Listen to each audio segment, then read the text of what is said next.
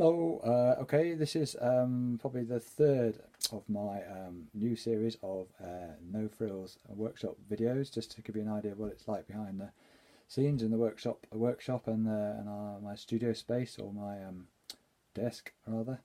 I'm just wanted to give you a quick glimpse of where I spend a lot of my time these days, which is in my little officey bit at my desk, looking at the computer screen, because most of my work, my pieces start life on the computer screen, and they gradually evolve on there, working through the ideas, and then through to the final design, and then they graduate to the workshop where I start making the real things with wood and metal and concrete and all the other things. So I thought just a quick one today. I'll show you quickly the screen, just in case you don't believe it's what I do.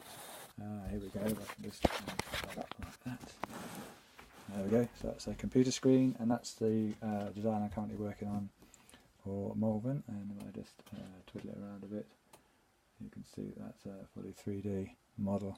So I can do all sorts of things with that. I can obviously turn things on and off, and try things out, and test assemblies, and check the mechanics, and try different materials, and all those sort of things. So it's fantastic, really. And it means that when I do finally go into the workshop, start making, I'm pretty sure and clear about what I'm going to do.